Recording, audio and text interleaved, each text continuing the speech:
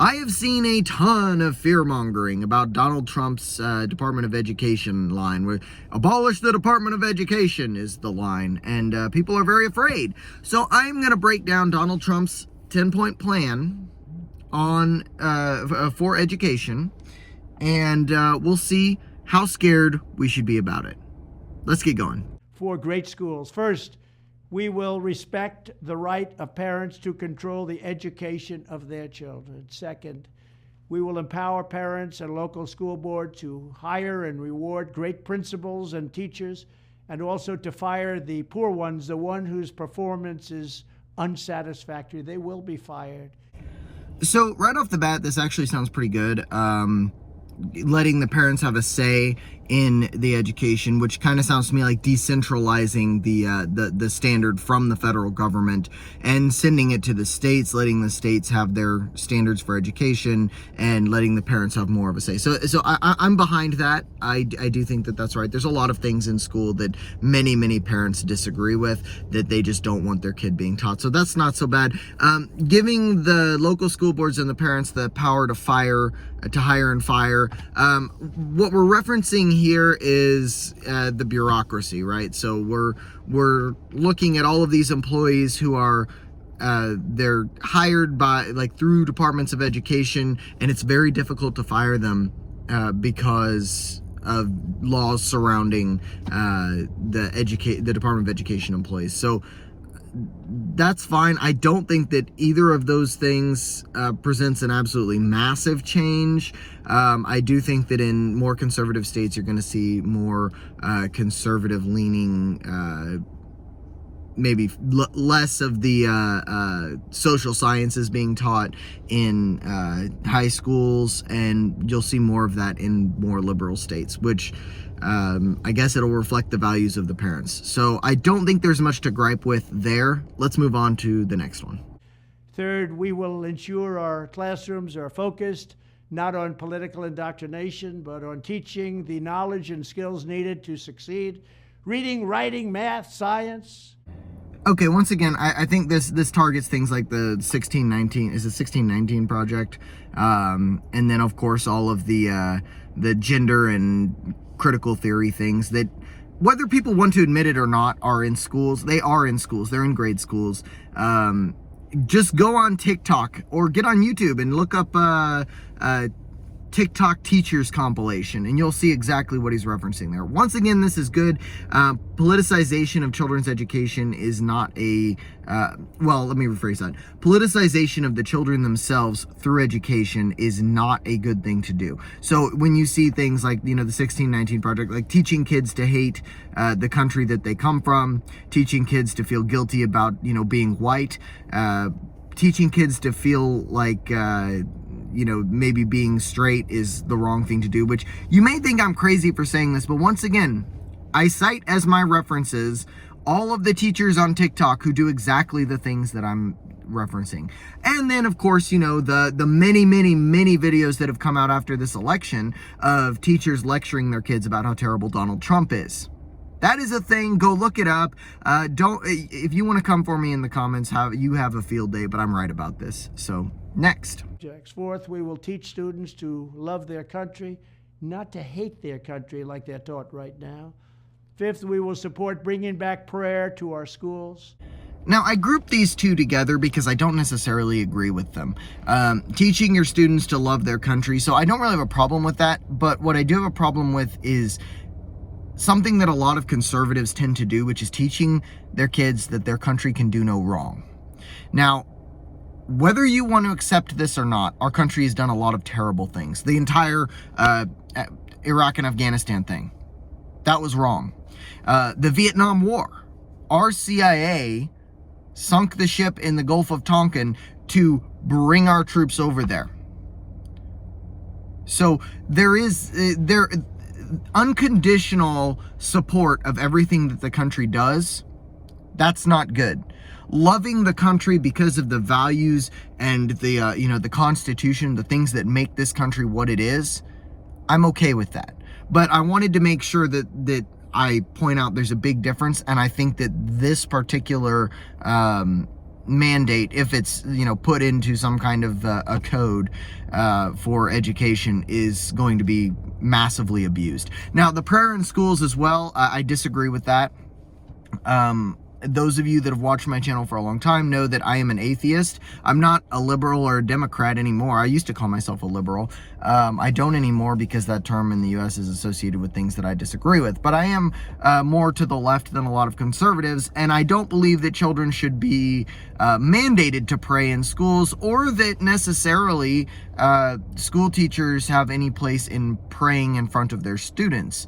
I don't care if they pray privately. I don't care if children pray privately, but I don't think that standing there and praying with the students being led in prayer by school officials is a good thing. I disagree with that. Let's move on. We will achieve schools that are safe, secure, and drug-free, with immediate expulsion for any student who harms a teacher or another student. 7th, this is in reference to the many videos that come out of students freaking out, hitting teachers, disrespecting teachers, throwing phones or taking phones from teachers, getting into fights, causing problems. Yeah, I think automatic expulsion is appropriate. I have no problem with this one. 7th, we will give all parents the right to choose another school for their children if they want. It's called school choice.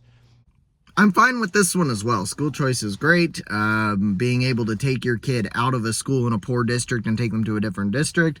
If the education in one area is not doing what it needs to be, you know, what it needs to do, or if there's bullies, or if, you know, for whatever reason, if it's just more convenient, you can drop them off on your way to work. Whatever reason, parents ought to be able, if it's a state-funded thing, parents ought to be able to choose. Like that, absolutely. We will ensure students have access to project-based learning experiences inside the classroom to help train them for meaningful work outside the classroom. 9th, we will strive to give all students access to internships and work experiences that can set them on a path to their first job. They're going to be very, very successful. I want them to be more successful than Trump. Let them go out and be more successful. I will be the happiest person in the world. But we want our children to have a great life and be successful. And 10th, we will ensure that all schools provide excellent jobs and career counseling so that high school and college students can get a head start on jobs and careers best suited to their God-given talents. This is how we will ensure a great education for every. So in essence, labs, internships, and projects, all based on getting real world jobs. Isn't this what school's for? Isn't this kind of the point? Like, I'm in favor of this. If you go to a college or a university and you go to classes that are all just theory, you know, something like sociology or psychology, your chances of getting a well-paying job are very low. Go to a class where you, or a major where you do, you know, all kinds of labs. These would be the STEM courses for the most part. Yeah, you're much more likely to get a high-paying job. Now, this isn't just because there's labs. This is because of the content of those courses. But the point is, when you do these real-world, valuable experiences for students, they're going to have something to put on a resume. They're going to understand what they're getting into. They're going to get a job that they know that they're going to enjoy and they're going to stick to as a career, rather than let's test this out. Let's test this out. Like, how many times do people go and get a degree and they go get a job and like, oh my God, I didn't want to do this. I didn't realize that that's what this was. So these are all great ideas.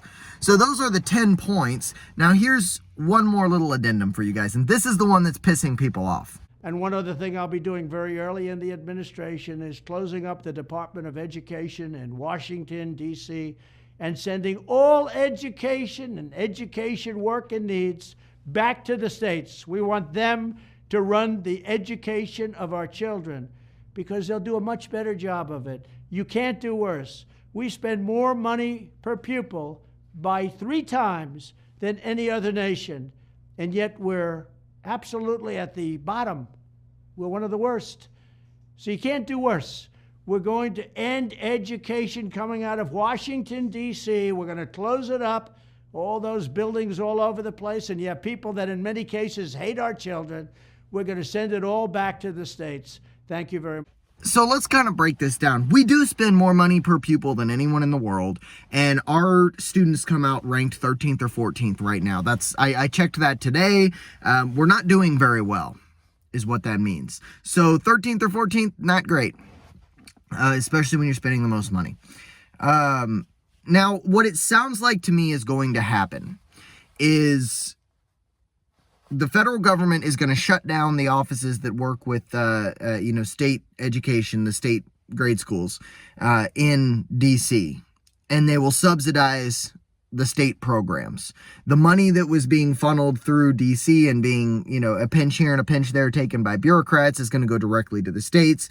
It should be more efficient. I don't see this as necessarily a bad thing. Now, one thing I would like to know, and I think they'll get to this later once they get down to the specifics of this, things like the Pell Grant and other subsidies to help students get through college.